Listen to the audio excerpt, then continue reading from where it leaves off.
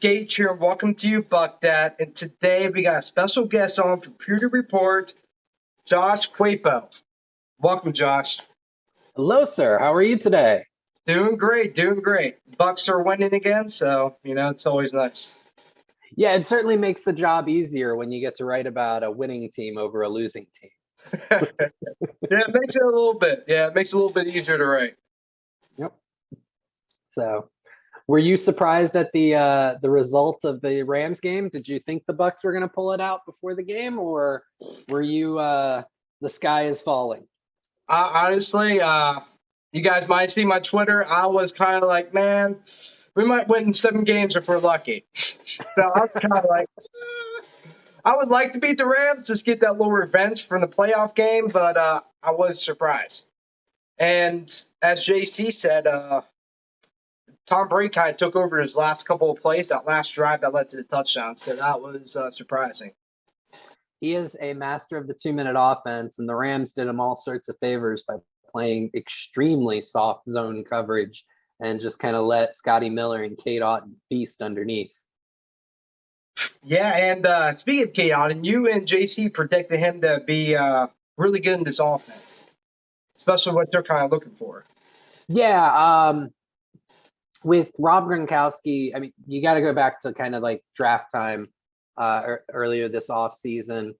Nobody really knew if Gronkowski was going to come back. I think most of us suspected that he would, but you can't plan on that. So a lot of people figured the Bucs were going to take a tight end in the draft.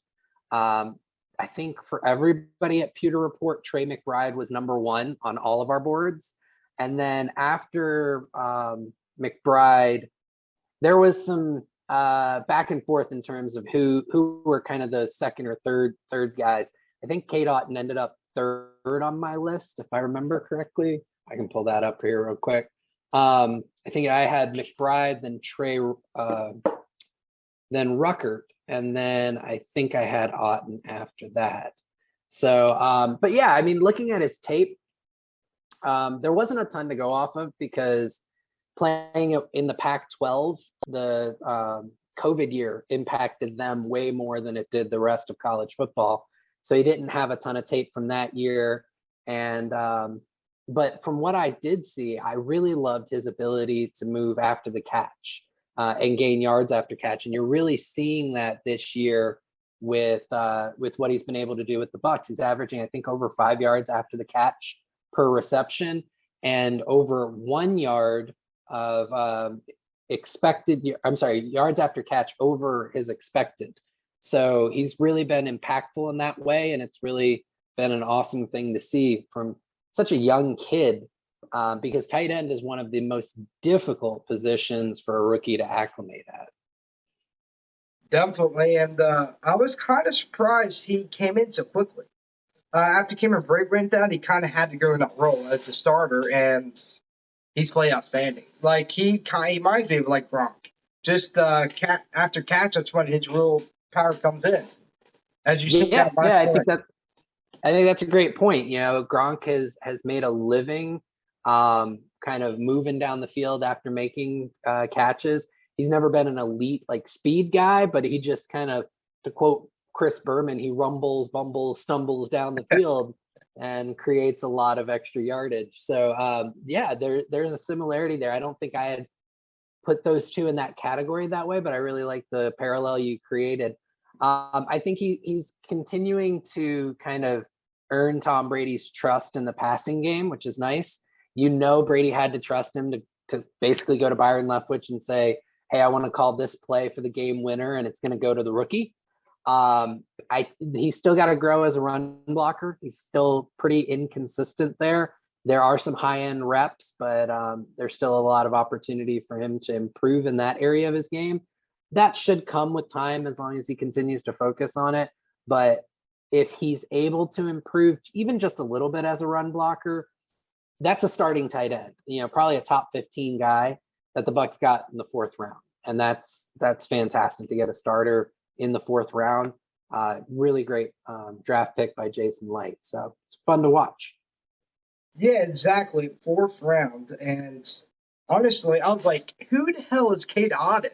Like, I've never heard this dude. Like I've heard him once or twice. I'm like, who is this? I look him up, and he actually looked pretty decent. Had some injury history, but overall, like, yeah, Gronkowski was the same way, and this dude's looking kind of like that.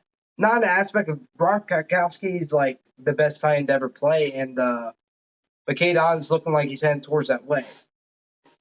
I don't think the ceiling's quite that high, but the Bucs don't need him to be.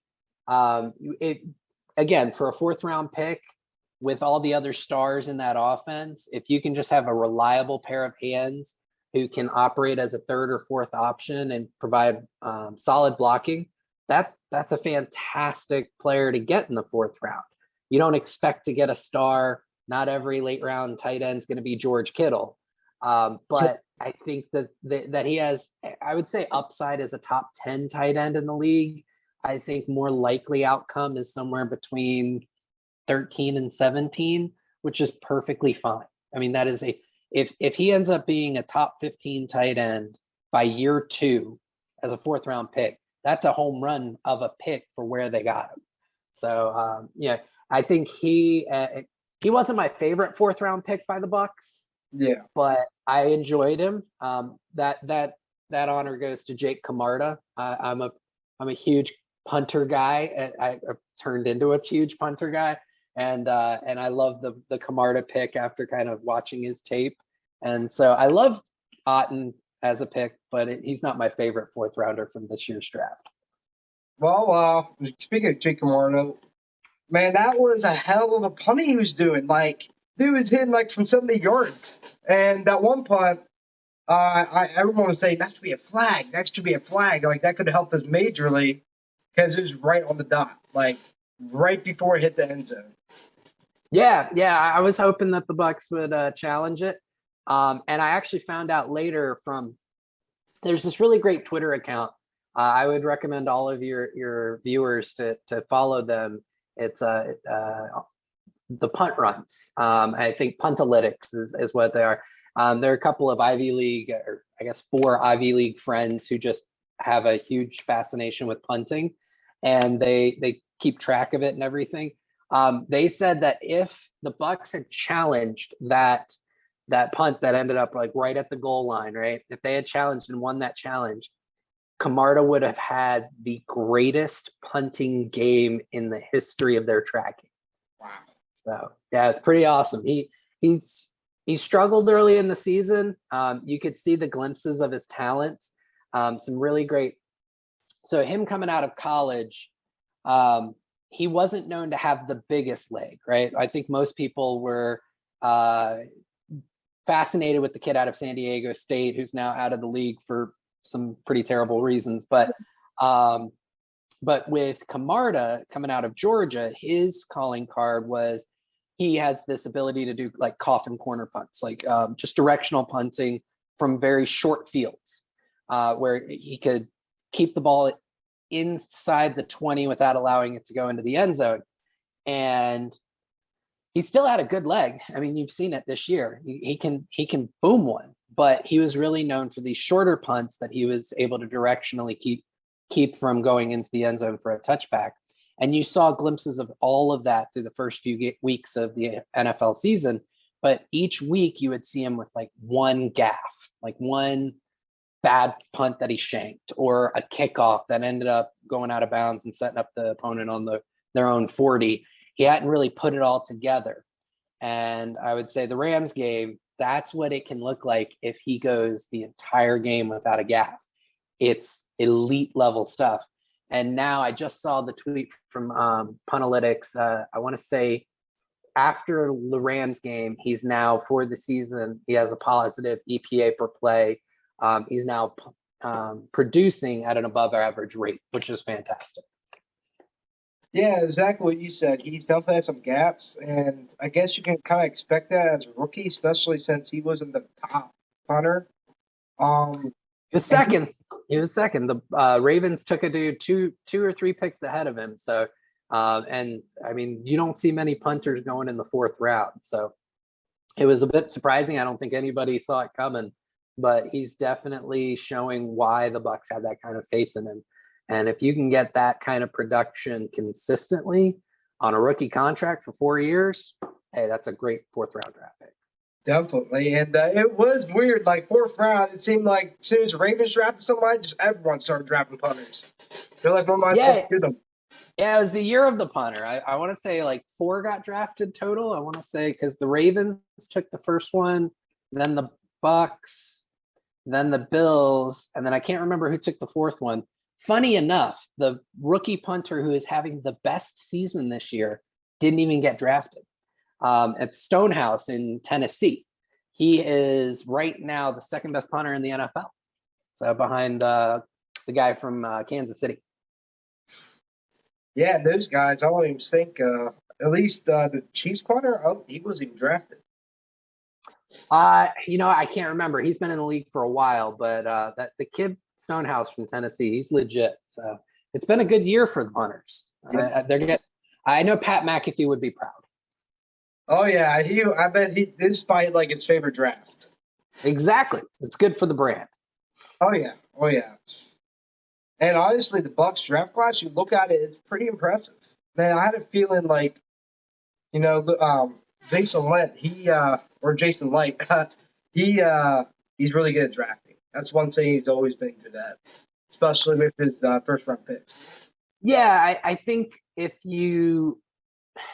requires fans to really have an understanding of what the hit rate is for draft picks, and especially kind of by round, right? And what you're looking for. But Jason Light has shown a very solid ability to evaluate talent in the draft. And that has helped build this nucleus that kind of won the Super Bowl. And I would say with this draft class, and these are very early returns because we're only halfway into their first season, I would say it's a very solid draft that provides a lot of great role players or secondary pieces. I don't really see a ton of stars in this draft class outside of maybe Camarda, but definitely some potential long-term starters. Logan Hall, again, much like Otten, interior defensive line, defensive tackle. It's one of the most difficult positions to kind of acclimate to as a rookie. And he's had some glimpses. I think the Packers game was probably his best game all season. And I think with Akeem Hicks coming back this past week, it's going to allow the Bucs to really put Hall in advantageous positions where he'll have a bigger impact because of the leverage they can use him in. But I see him being a solid, interior defensive lineman. Not a star. Luke Gedeke, I know Bucs fans are fully out on him. Kid never should have been starting this year. And I was advocating for him to start coming out of spring training. So I'll take the L on that. But he needed a lot more development than I think any of us really realized. He still has an opportunity to potentially be a starter down the road if they put him on the Robert Hainsey path, right? Where he gets basically the rest of this year to redshirt, figure out how to move from right to left, figure out how to move from outside to inside, work on his body and his technique. Rachaad White has looked fantastic in limited sample size. I would love to see him more. And I think he has the best chance out of everyone that the Bucs drafted this year at potentially being a star. I think he's the one that really could light things up down the line. And then you and I had already talked about Otten, and we talked about Camarda. And then Zion McCollum, again, very much like Gedeke. He needs time to develop because he's coming out of a small school. He's got all the physical tools. He just needs time to be able to develop his craft. So it could turn into a very solid, if you can get 3 or 4 starters out of that, they don't have to be stars, just starters. That's an impressive draft haul. I agree 100%. And I agree with Luke Gedeke, the class leader, as they call him. I believe they kind of threw him in the fire because I believe this kid has a lot of potential, but he's a rookie. That's why I'm not going off. Oh, man, we should bench him and give him the practice squad. I heard a few people mention that. I was like, give the kid some time, at least 1 year. If the Bucs tried to cut him and put him on the practice squad, somebody would pick him up. I guarantee you that. Somebody would pick him up and put him on a roster. So he's not going to a practice squad. That's just not happening. No, someone pick him up because he's raw right now, but he has great potential. Exactly. And the same with McCollum. Dude has great potential. I've seen flashes when he was starting, and I believe these guys a year or two, and I feel like they could be decent starters for longevity. Yeah, a lot of it comes down to their development and their attention to detail and honing their craft. But they certainly have, like you said, the tools, all the physical traits needed to be successful at that level. Some of it just comes down to, do they have something that I think it's immeasurable, right? You can't measure that will or that reaction time or um, the I'm trying to think of how I want to word it. The play instincts. I guess instincts would be the best way to say it. To move into that elite level. But I think that Light does a great job of kind of drafting toolsy guys and trusting the development team in the Bucs facility to get the most out of them. And so far, it's worked out well for them. I mean, they've certainly drafted and developed, like I said, a solid nucleus of guys that was able to attract Tom Brady to the team and get them their second Super Bowl. Exactly. And Jason Wentz went undercover when it comes to draft picks. Second and third round pick linemen. A lot of great dudes came out of that draft. That are a few got one retired, and the other he's with the Chiefs. He's always been really good with drafting players in the second and third round, and that's why I have confidence in Gedeke. He saw something in him. It's like, we got to get that dude. So he's done a very good job of drafting tackles and kind of turning them into guards. But Donovan Smith was a second round pick. Ali Marpet was a second round pick. Alex Kappa, I want to say, was third round. Tristan Wirfs, of course, top 15 pick. So he's got an eye for offensive line. That's what Light played, I believe, when he was in college, if I remember correctly. He was an offensive lineman himself. So it seems like he knows exactly what he's looking for in offensive lineman. And overall, he's had a very successful track record with it. So there's hope for Gedeke yet. Oh, yeah, it doesn't guarantee him being a star or a great starter, but I have confidence in the track record of Jason Light. And so far, it looks like the offensive line's getting a little bit better. They still have their struggles because it's a young offensive line, but Nick Verrott taking over for Luke Gedeke is a great start. Yeah, Leverett has been playing fantastic. He had a tall task against Aaron Donald this past week, and Donald did Donald-like things. He does it to everybody in the league, even the best. But there has been a noticeable improvement at the left guard position since Leverett has taken over for Gedeke.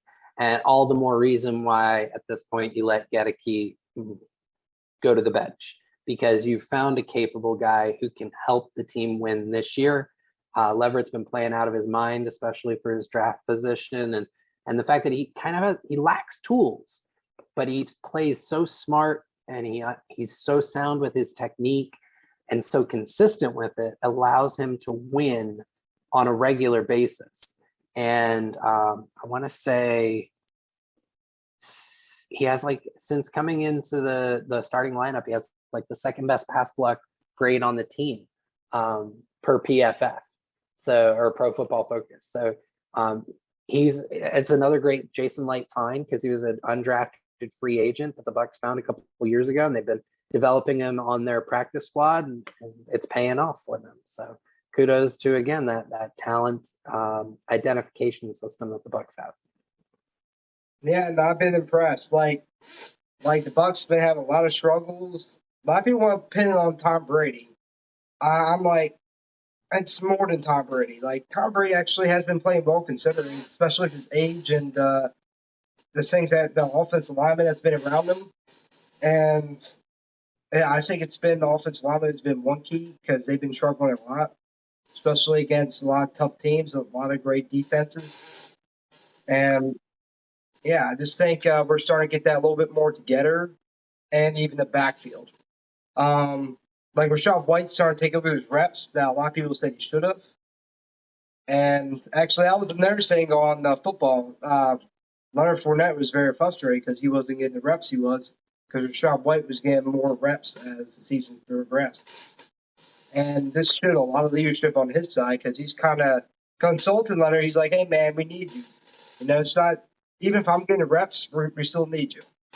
Yeah, I think you had quite a few good points there, so I'll kind of go one by one with regards to Brady. Tom Brady is not playing at the same level that he played over the last few years, where I think there's a kind of a disconnect over public discourse is because the offense is struggling. Many people say, well, now Brady's cooked. He's not cooked. He is still playing at a relatively high level. He's just not playing like one of the 3 best quarterbacks in the NFL. He's playing more like one of the 10 to 12 best quarterbacks in the NFL. With the talent around him, that should be fine. But there's been a lot of issues. You mentioned the offensive line.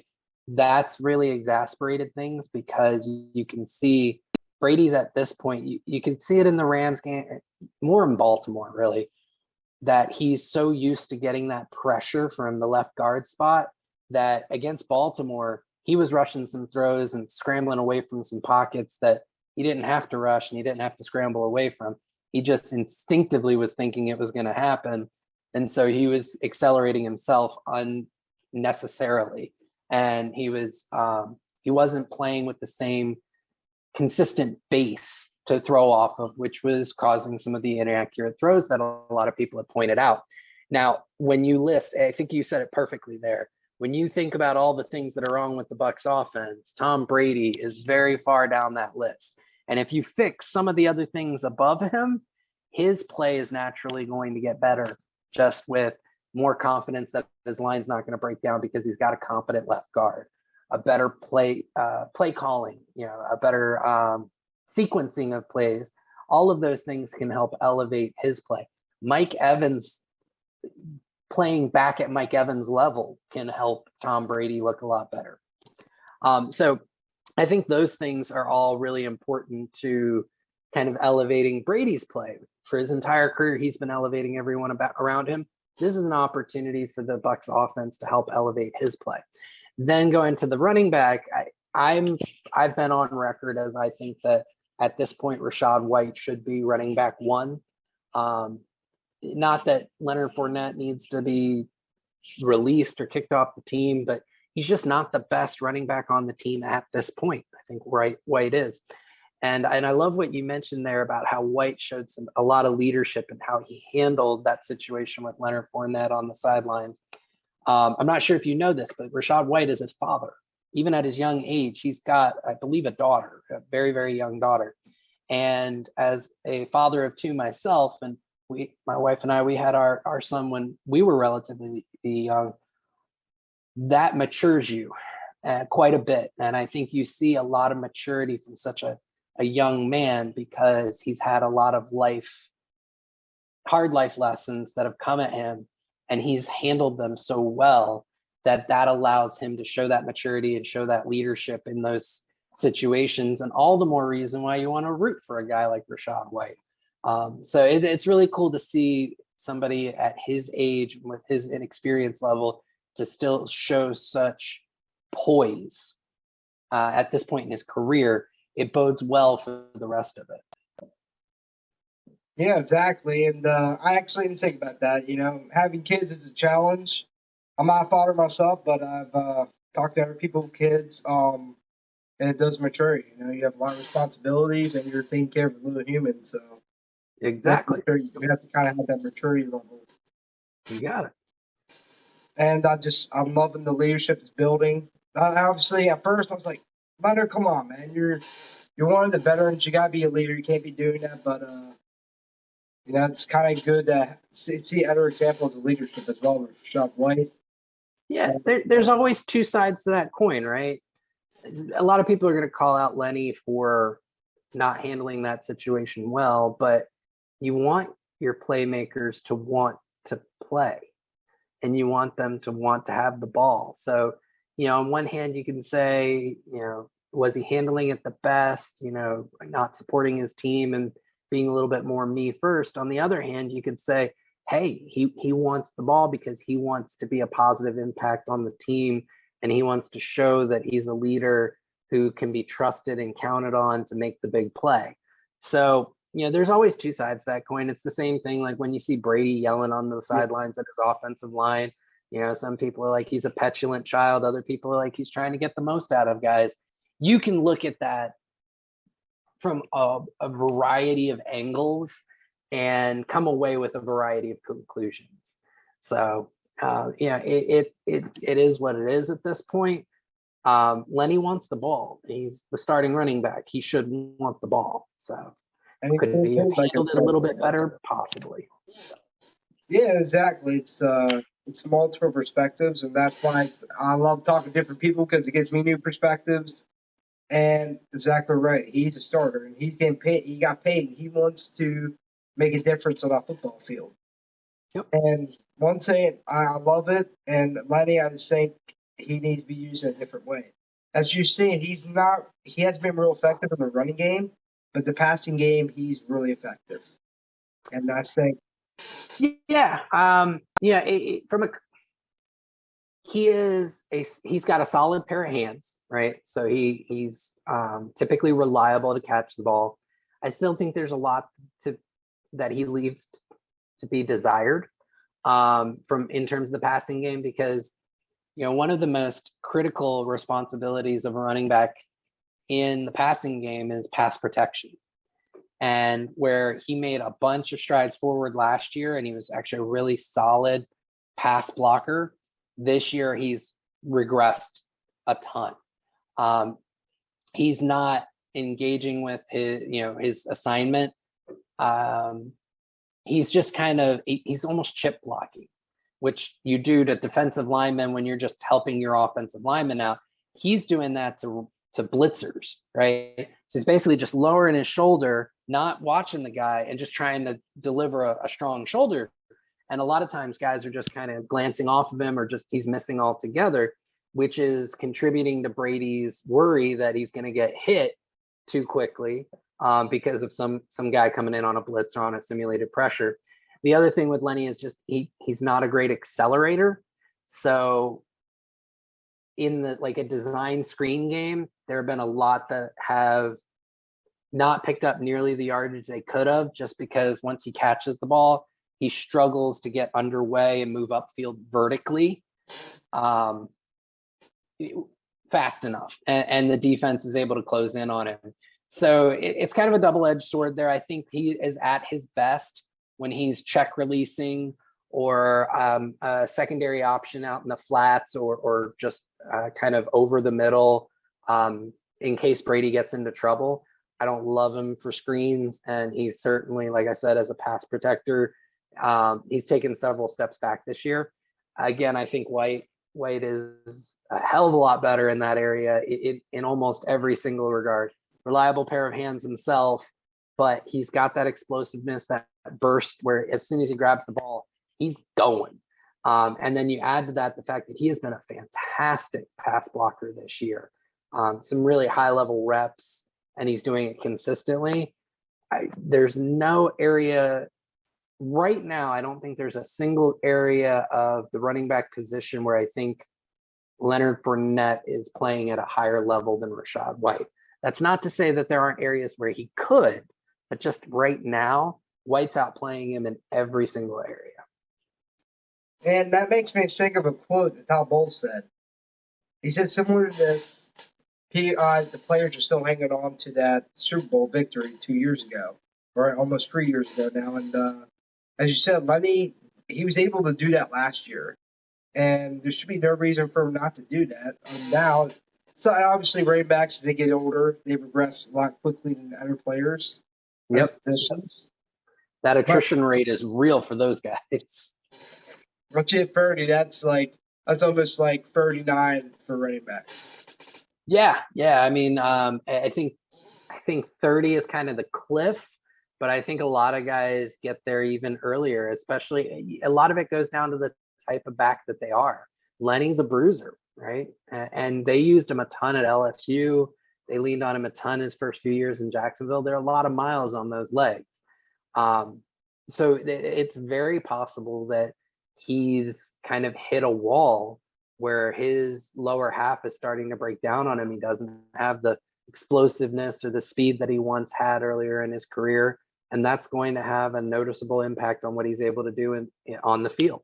So, but I think a great point there in terms of that attrition rate is much, much faster for that position than it is for a lot of other positions.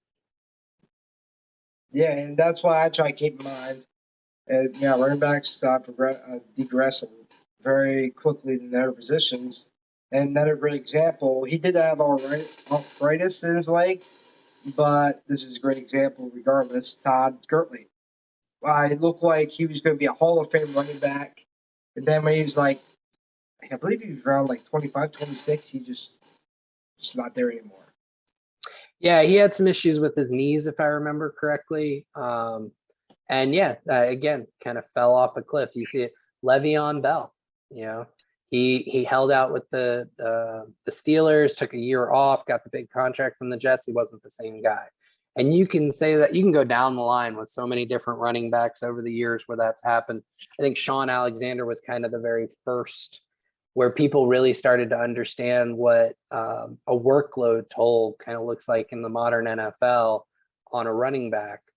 And that's why a lot of teams have gone to more of a committee approach. It's why it's hard for running backs to get paid these days unless they are truly dynamic players who can affect multiple areas of the game, like a Christian McCaffrey or an Aaron Jones or an Alvin Kamara. And unfortunately, it is one of the easiest positions where you can replicate production with very little resources sunk into it. And a great example of that is like James Robinson, right? The Jaguars, and here's your kind of where it all ties together. Jacksonville let Fournette go before the end of his rookie contract. He was getting a little bit more expensive because he was a top 5 pick.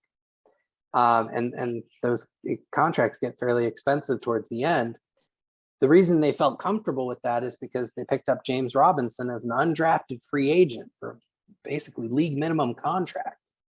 And they had his rights for the next 4 years at very, very low prices. And they're like, we can get almost the same production out of Robinson as we could out of Fournette, but we can save millions of dollars. And they did. So it's one of the easiest positions to generate similar production with very little resources. It's unfortunate for the players who play that position because their bodies go through hell and they are, very big parts of their team's offense. It's just there are so many other guys who can do the job that teams don't feel like they need to invest a ton of money in it. Yeah, exactly. And that's why I didn't completely blame Le'Veon Bell for sitting down because the position, you don't last long. Especially as running back, you're getting consistently used. Because even receivers, they don't get used like running backs do. They just keep pounding them, and that position just wears them out. Yep, I think that's a great point, man. So, all right, you okay with us closing it up? I want to see, what do you think in terms of Bucs in Germany against Seattle? Seattle's been a bit of a surprise this year. How do you think that game's going to go? It's hard to tell at this point. I'm just hoping for a good game because the Bucs, I just don't know. But the energy I saw during the Rams game, I have a good feeling about this year. I feel like we're starting to realize that we got to do things differently and just not run. Like we're starting to rely on different pieces. And Tom Brady, I feel like, is taking more control of the offense. And he's getting a little bit more involved because it seemed like his mind was elsewhere because he's dealing with some personal stuff. And I just feel like now we're back on track. And I think it's going to be a tight game, but I feel like Bucs can pull it out. Okay. Now, it's a 9:30 a.m. game Eastern. Are you an early riser? Is this going to be tough for you to be ready for the game, or do you feel like you'll be up and ready to go? Oh, no. When it comes to Bucs, man, that's one way it will get me up. I'll probably be up at 7 a.m. or something. That is awesome, Gage. Well, I really appreciate you taking the time to talk with me. It's been an honor being on You Buck That. But my kids are calling in for bedtime, so I am going to let you go, bud. That's perfect, man. I'm glad I could get you on. It's been an honor, man. It's good to have you on. Absolutely. I'll talk to you later, man. Talk to you later. And I hope you guys buck that.